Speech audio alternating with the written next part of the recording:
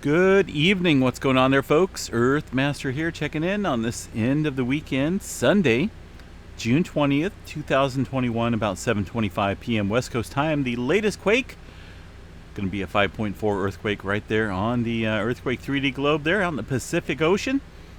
Kind of in an area that's been relatively quiet for a little while. Let's go ahead and check out some specifics out here around this beautiful globe that we live on, and see if I can get. There we go.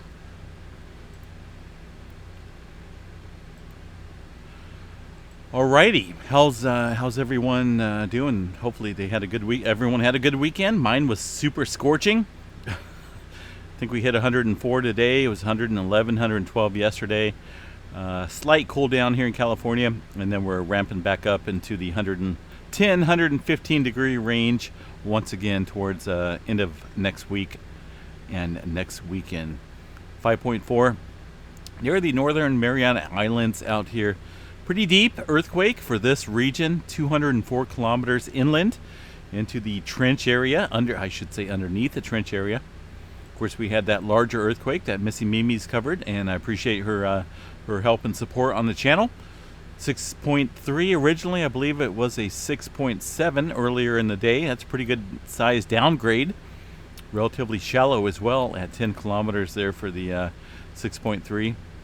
Followed up so far by a 5.5 within the same vicinity. That was just a short time later following that 6.3. Roughly the same depth below the surface for that aftershock. Another earthquake in the Fiji Islands area. You can see that one. That 4.6, 584 kilometers below surface. That one there was a much earlier than the 6.3. So that should be dropping off the globe or off the flat scale map pretty soon. But definitely there has been some significant deep movement in this little bend of a horseshoe area. This here is, man, I just tell you what, this is the X marks the spot when it comes to deep movement along the Earth. This is kind of where it all begins. Some movement along the Philippines area up through Taiwan. Nothing significant except for that 5.4 that kind of struck here within the last hour. Up here towards the north of Japan. 5.4. Relatively deep as well. 157 kilometers for that earthquake. What else we got here? South America. Some movement along the Peru-Chile Trench area. Inland, down dip, downstream. Way down there with those deep earthquakes. I love deep earthquakes. It's very fascinating, let me tell you. Just a couple fours throughout the region. Back building some pressure up there along the locked section of the subduction zone. Moving into the Dominican Republic, Puerto Rico area. Let's go ahead and check those folks out there real quick. Well, okay, hold on a second. That's kind of weird. It almost looks like... Okay. So we got 22 earthquakes so far, at least within the last 24 hours, of all magnitudes there. So a little bit of a dying down of movement along the Puerto Rico Trench area. And we're seeing an increase in activity in an area just southwest of the Puerto Rico mainland there. This is an area where we've seen, I don't know, over the past couple years, I've seen significant movement, just swarms of activity. It's always been in this area, and it kind of looks like that we're reverting back to this area for movement. Sometimes it seems to calm down a little bit, and then we see a little bit of uptick around the trench area, but it always seems to come back to this region for some reason. When it comes to swarming. Around the Puerto Rico Trench area, just a couple small earthquakes up here, 3.2, and a little one to the west side. This one's pretty deep, 101 kilometers at 3.4 on the magnitude scale. East Coast, pretty quiet, including the New Madrid fault system. Oklahoma, a little bit of action throughout the southern plains, but nothing significant. Texas, pretty quiet. Look at Texas, right? Who would have thought that we would call Texas quiet when it comes to earthquake activity? West Coast region, a little bit of movement out here way out in the Pacific off the coast of Oregon. A 3.4 at 10 kilometers right there on that fracture zone Blanco fracture zone, getting in on some of the action there as well. And then a little earthquake, 2.8, way earlier, well off the coast. Well, just off the coast, I should say, of Eureka and Petrolia area, 2.8, 18 kilometers below surface. Overall, general movement along the North American plate here looks to be calming down. We don't see that significant movement here along the Intermountain West region.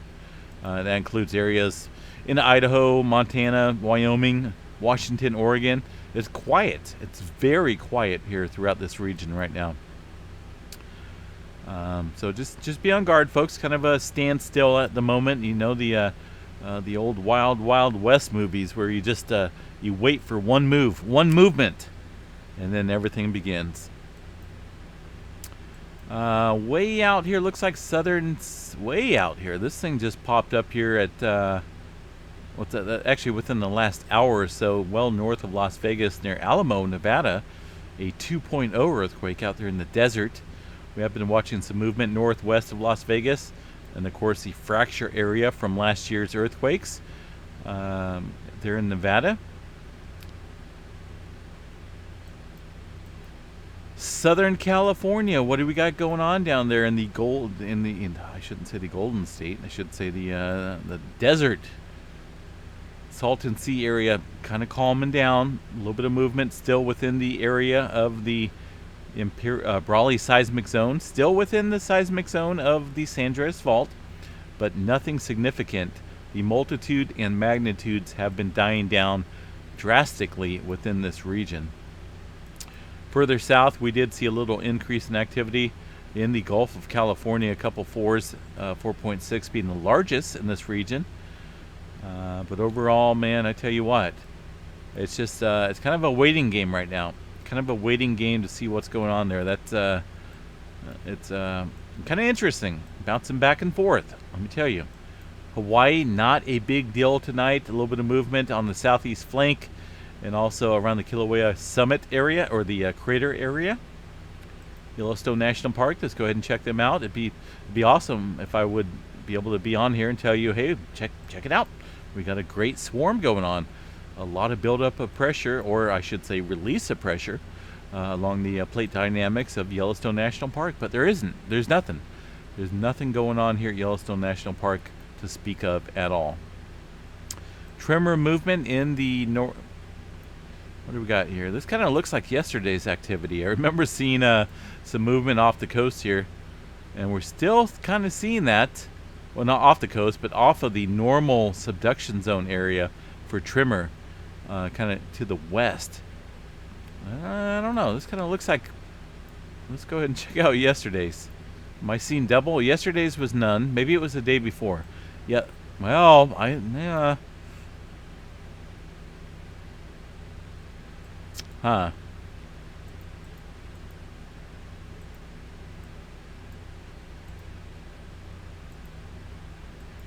Okay, it looks kind of weird. Either way, maybe for some reason I could have swore that this activity here was already covered in an update video, but maybe not. Maybe it's the time matrix kind of messing with my head a little bit.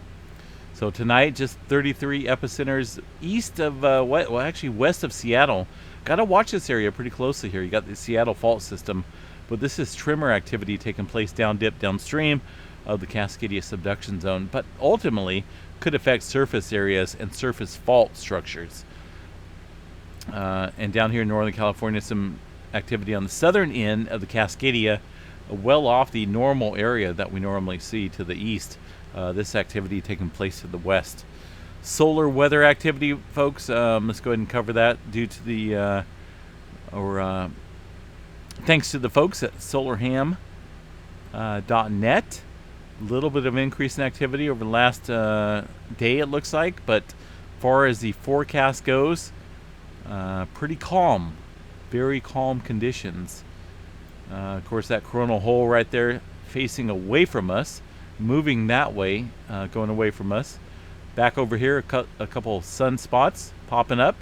It'll be interesting to see what develops here in the next few days or so. All right, guys, have a good night. Please stay safe out there. I'm trying to stay cool out here, man. It never ends. The heat never ends in California. Don't ever come out to California. It is absolutely horrible when it comes to heat. You know, and it's a dry heat. Doesn't matter. It's a dry heat. No, it doesn't matter, right? It's regardless. It's hot if it's got humidity or not. You know, 110, 111 degrees is hot, regardless of the humidity. I'll take 92 degrees with some awesome Texas humidity over this horrible California weather any day. I mean, we have no weather in sight. We haven't seen rain since January. Our rainy season doesn't begin until November. All right. Can you tell that I'm itching for a storm chase? There's a lot on my plate at the moment, including ultimately a trip down to Southern Cal to check out the Salton Sea area. And but man, I'm itching for a hurricane, and I'm kind of watching the tropics pretty closely there for some storm chasing opportunities in the future. All right, folks, have a good night. Enjoy your Monday. You know, first of the week. It's been a crazy weekend, crazy week, crazy year for me. I'm only hoping that it gets better from here. It's got to get better, right? Can't get any worse. Maybe it can. Have a good night, everyone. Stay safe out there.